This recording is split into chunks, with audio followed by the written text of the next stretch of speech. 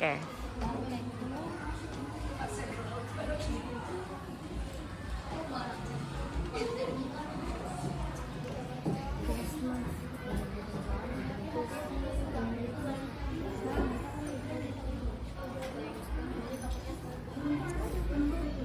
Penjaringan. Oke, sudah ketemu belum kalau naik mobil berapa menit? Sudah berapa kilometer?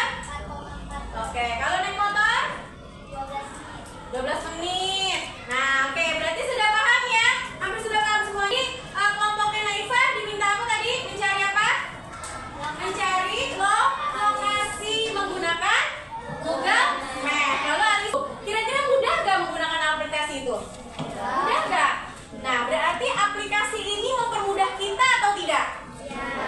Jadi manfaat materi pembelajaran kita hari ini adalah yang pertama, menambah literasi teknologi. Jadi kamu lebih tahu nih, oh ada banyak teknologi loh sekarang ini. Melatih cara berpikir kritis dan analitis. Lalu ada meningkatkan kesiapan masa depan kita. Jadi yang keempat, membentuk sikap positif terhadap teknologi. Jadi aja minta kamu perhatikan ini ya.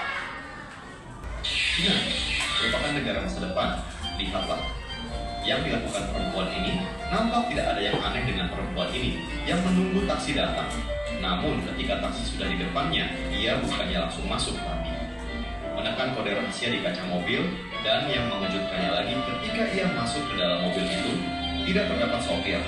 Namun taksi itu bisa beroperasi dan mengantarkannya hingga ke tempat tujuannya. Sudah melihat? Sudah lihat yang pertama apa? Apa? Mobil tanpa supir. Keren nggak? Gak ada supirnya. Kamu pesen taksi, lalu taksinya datang, kita kasih kodenya, dia jalan sendiri. Nah itu teknologi bukan? Teknologi. Nah, tujuan pembelajaran kita. Yang pertama, mengidentifikasi ciri-ciri mesin cerdas, mesin tidak cerdas, lalu memberikan contoh mesin cerdas dan mesin tidak cerdas, lalu menjelaskan manfaatnya, apa sih manfaat dari mesin cerdas dan mesin tidak cerdas bagi kita manusia, lalu membedakan penggunaan AI yang tepat dan tidak tepat, ya. Oke, next kita lihat lagi. Apa sih itu? Kita masuk ke kegiatan inti ya. Apa sih itu mesin cerdas? Mesin cerdas adalah mesin yang bisa belajar dan beradaptasi menggunakan teknologi kecerdasan buatan atau AI, Artificial Intelligence.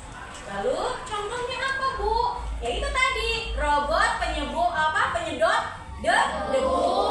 Lalu apa lagi? Tadi yang tadi sudah kamu tonton apa? Taksi tanpa supir atau mobil tanpa supir. Lalu apa lagi? Asisten suara. Bu, kenapa sih kalau kita mau cari sesuatu terus dia bisa langsung ada? Iya kan? Kayak tadi mau cari apa? Alamat, langsung muncul. Kayak tadi si Alisa nyari apa di YouTube? Kerajinan tangan, langsung muncul berbagai macam kerajinan tangan. Dari mana sih, Bu?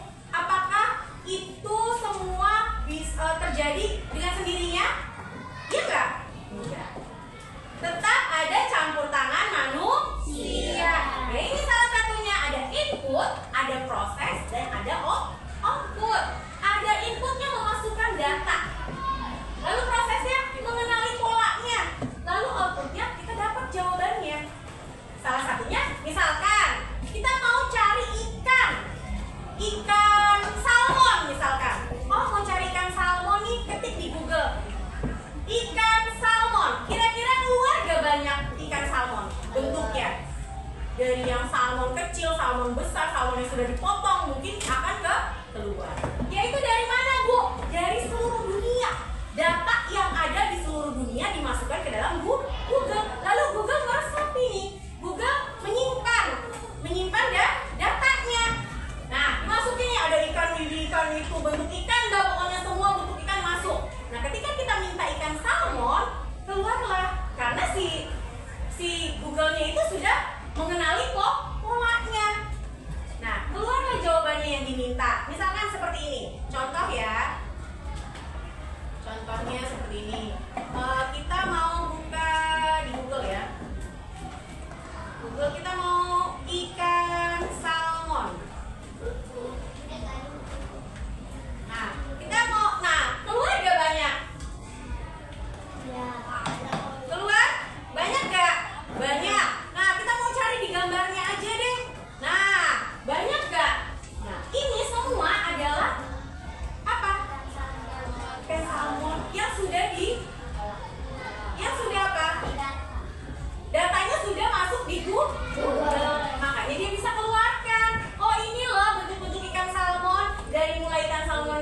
kecil besar sampai ikan salmon potongan. Ya, nah seperti itu. Jadi dia input, proses dan output. Jadi datanya tuh sudah ada. Nah siapa yang memasukkan? Manusia.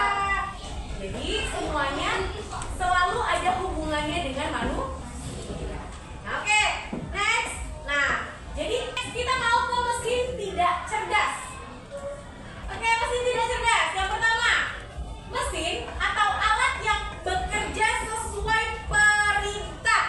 Dia tidak bisa menyimpan data. Kalau tadi yang cerdas itu bisa menyimpan data, kalau ini tidak bisa menyimpan data. Tapi siapa yang menggerakkan? Manusia.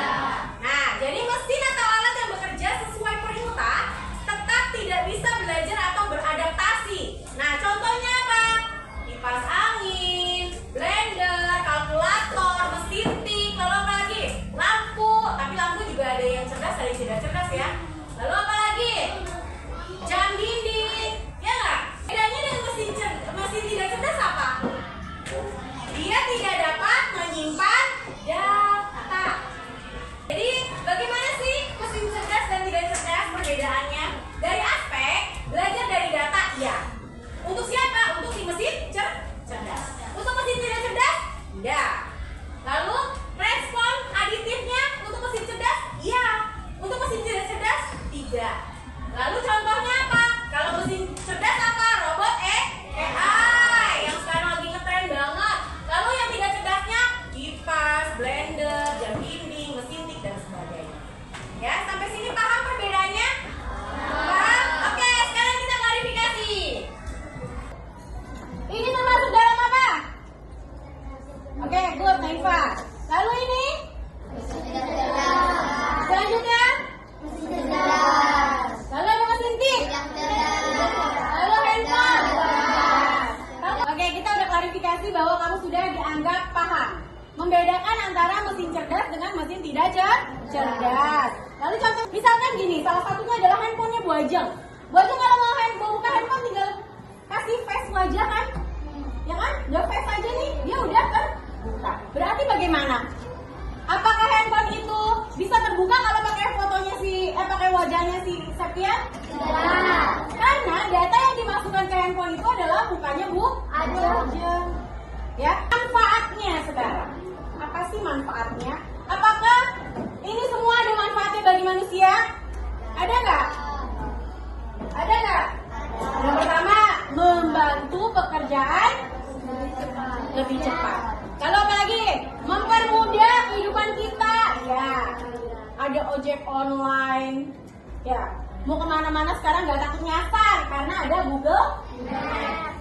Semua aplikasi sudah menggunakan artificial intelligence atau kalau di Indonesianya itu adalah KA, kecerdasan artifisial atau kecerdasan buatan. Nah, oke, sekarang games. Ayo kita mulai games ya.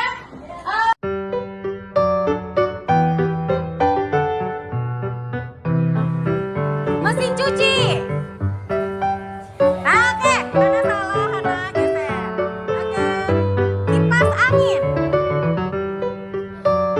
Robot penyapu jalan.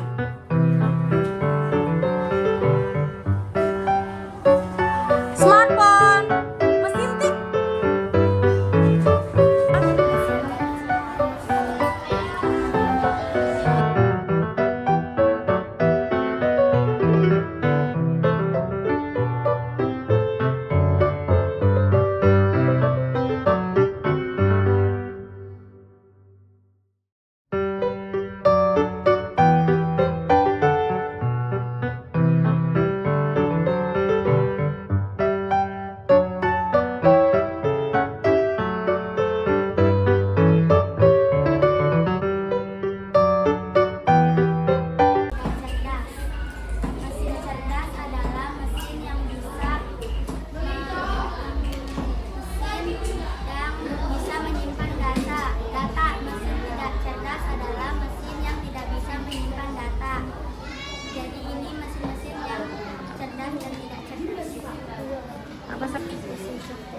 Mesin cerdas apa aja? Komersil